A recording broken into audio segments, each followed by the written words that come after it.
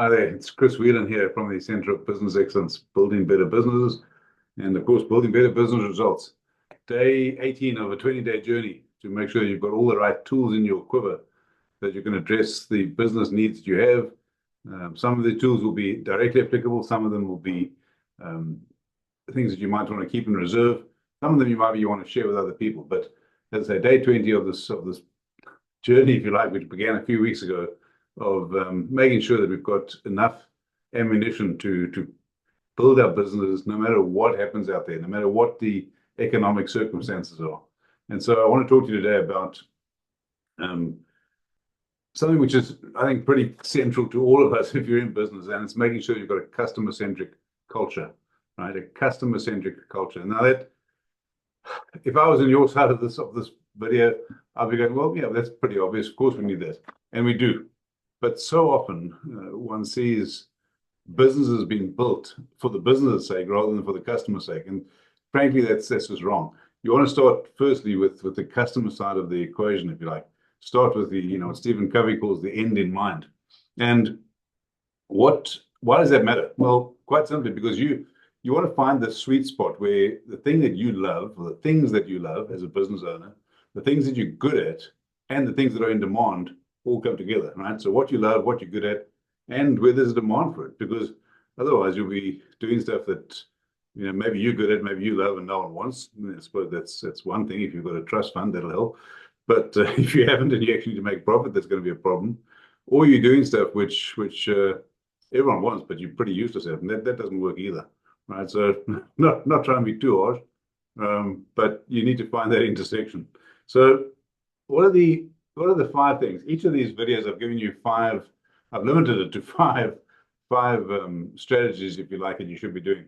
And the first one, when you talk about having a customer-centric culture, the tone, of course, is always set at the top. It's always set by you as the business owner, and I totally get that. If if the business owner isn't customer-centric, well, good luck getting your staff to do that, because they won't be either. They'll look to you and they'll watch you, and they'll take their lead from you. But that's not really the first point that I'm going to make. The first point that I'm going to make is you want to empower your staff to resolve customer issues. Now, there's a thing called the circle of business. It starts with you at the top, right? If you imagine a clock face, you're at point number 12, point 12, right at the top of the clock, right? That's the business owner. Down at 3 o'clock is the team, and at 6 o'clock is the customers, and then of course at 9 o'clock again is the business.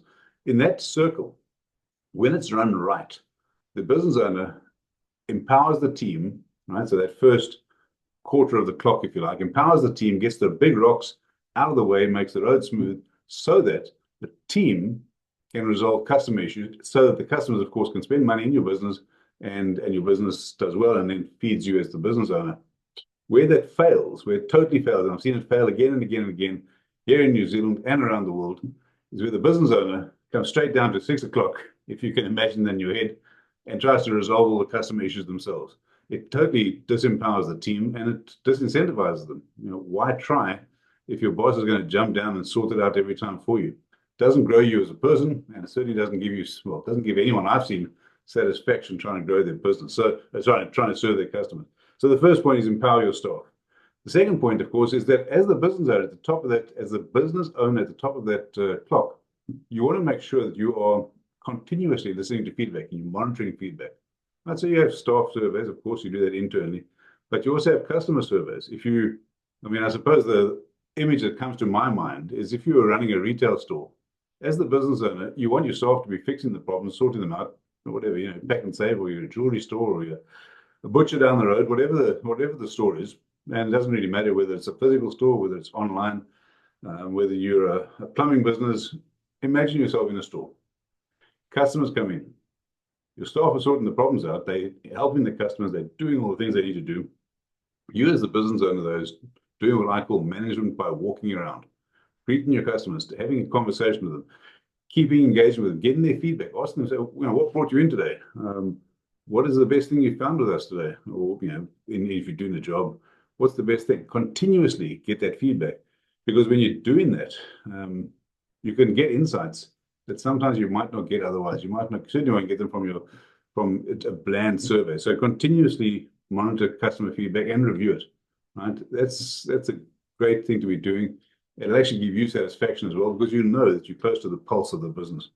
The third thing, map the customer journey. Every single point that your customer touches your business or your business touches your customer, make sure you understand it, right? Whether it be, and I'm going to give you an example. Imagine you're a I don't know, scaffolding business, plumbing business, electrical business, whichever, something in the trades. And what's the first point you touch the customer? Well, the first one that you touch them or they touch you is when they don't even know that you necessarily exist. Someone reaches out to them or they see you on social media. They're looking at your, got my phone over here, you probably can't see it. Got my phone over here. And the first thing they look at is they've touched you on, or you've touched them on social media, right?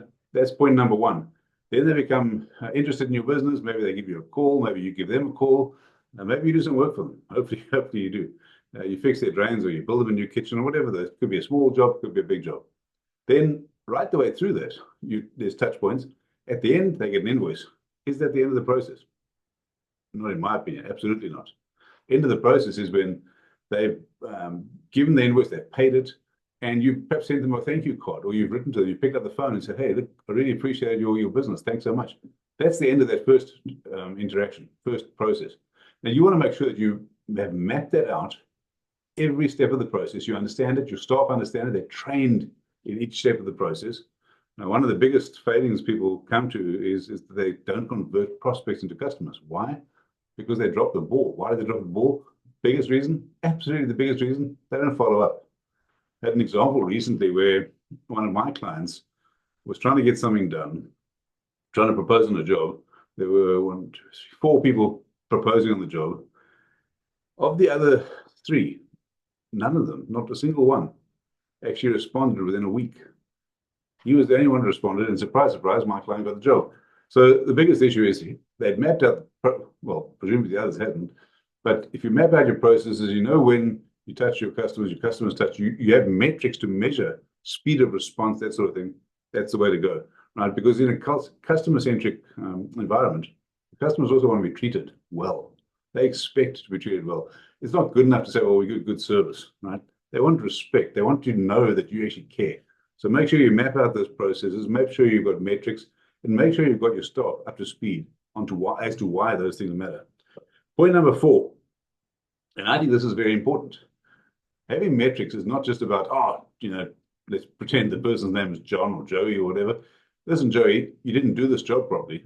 Having metrics is also about finding ways to praise customer-centric behavior. When you're walking around the store, when you're monitoring your processes, when you're reviewing the KPIs that you've set in that process map, find ways with your staff to say, wow, I'm really, really pleased, really impressed with what you did in this situation.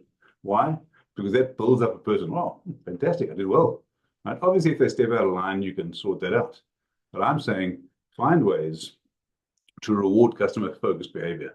When someone's gone above and beyond, if you let's say you're running a restaurant, and a customer comes across to you and says, I've just been served down there, I had a fantastic meal, my family enjoyed it, and your waiter or waitress went way beyond anything I've ever expected.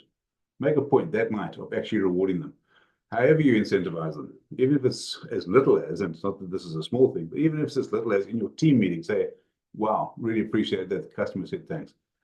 Those things are absolutely vital. They're often the soft things that we overlook.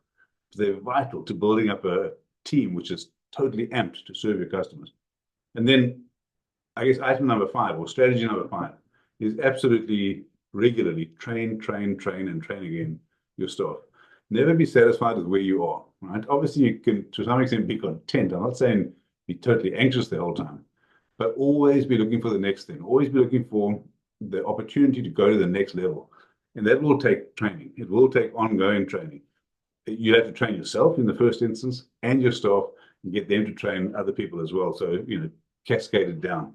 If you get those 5 things right and invite your staff to be part of the team and get the whole culture going to say, we exist to serve our customers, get that right. Your customers will feel it. They'll feel the vibe. They'll pick it up. You'll actually be satisfied. You'll get more money and you'll have your team doing a lot of the work. Have a fantastic day. All the very best. And we'll chat again very shortly. Cheers. Bye-bye. Oh, one final thing. If you want to know more about this, you want to know more about how to build a great team and a customer-centric culture, jump on the link in the description. Grab some time in my diary. We'll set it up. In the meantime, of course, if you're watching this on YouTube, like, subscribe, share, all of those good things that people do on social media. Thanks. Cheers.